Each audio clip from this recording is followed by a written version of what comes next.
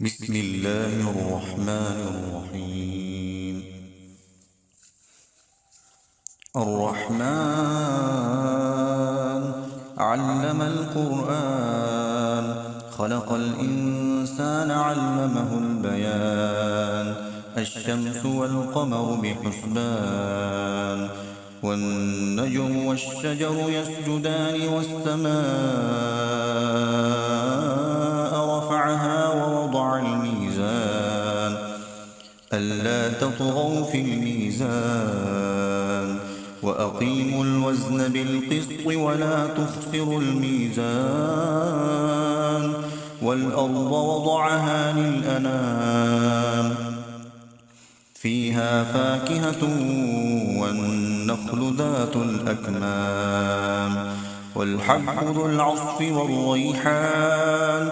فبأي آلاء ربكما تكذبان؟ خلق الإنسان من صلصال كالفخار، وخلق الجان من مارج من نار. فبأي آلاء ربكما تكذبان؟ رب المشرقين ورب المغربين، فبأي آلاء ربكما تكذبان؟ مرج البحرين يلتقيان، بينهما برزخ لا يبغيان. فبأي آلاء ربكما تكذبان؟ يخرج منهما اللؤلؤ والمرجان. فبأي آلاء ربكما تكذبان؟ وله الجوار المنشآت في البحر كالأعلام. فبأي آلاء ربكما تكذبان؟ كل من عليها فان، ويبقى وجه ربك ذو الجلال والإكرام. فبأي آلاء ربكما تكذبان؟ يسأله من في السماوات والأرض كل يوم هو في شأن. فبأي آلاء ربكما تكذبان؟ سنفرغ لكم أيها الثقلان. فبأي آلاء ربكما تكذبان؟ يا معشر الجن والإنس إن استطعتم أن تنفذوا من أقطار السماوات والأرض فانفذوا، لا تنفذون إلا بسلطان. فبأي آلاء ربكما تكذبان؟ يرسل عليكما شواظ من نار ونحاس فلا تنتصران. فبأي آلاء ربكما تكذبان؟ فإذا انشقت السماء فكانت وردة كالدهان. فبأي آلاء ربكما تكذبان؟ فيومئذ لا يسأل عن ذنبه إنس ولا جان. فبأي آلاء ربكما تكذبان؟ يعرف المجرمون بسيماهم فيؤخذ بالنواصي والأقدام. فبأي آلاء ربكما تكذبان؟ هذه جهنم التي يكذب بها المجرمون، يطوفون بينها وبين حميم آن.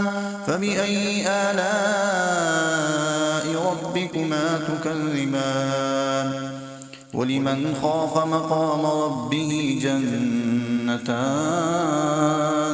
فبأي آلاء ربكما تكذبان؟ ذواتا أفنان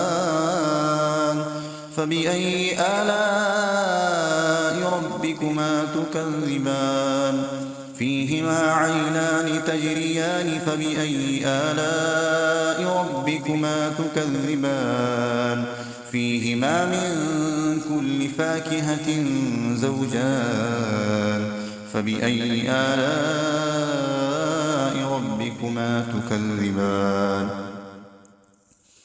متكئين على فرش بطائنها من استبرق وجنى الجنتين دان فبأي آلاء ربكما تكذبان فيهن قاصرات الطرف لم يطمثهن إنس قبلهم ولا جان فبأي آلاء ربكما تكذبان كأنهن الياقوت والمرجان فبأي آلاء ربكما تكذبان هل جزاء الإحسان إلا الإحسان فبأي آلاء ربكما تكذبان ومن دونهما جنتان فبأي آلاء ربكما تكذبان مدهامتان فبأي آلاء ربكما تكذبان فيهما عينان نضاختان فبأي آلاء ربكما تكذبان فيهما فاكهة ونخل ورمان فبأي آلاء ربكما تكذبان فيهن خيرات حسان فبأي آلاء ربكما تكذبان حور مقصورات في الخيام فبأي آلاء ربكما تكذبان لم يطمثهن إنس قبلهم ولا جان فبأي آلاء ربكما تكذبان متكئين على رفرف خضر وعبقري حسان فبأي آلاء ربكما تكذبان تبارك اسم ربك ذي الجلال والإكرام صدقت يا رب العالمين.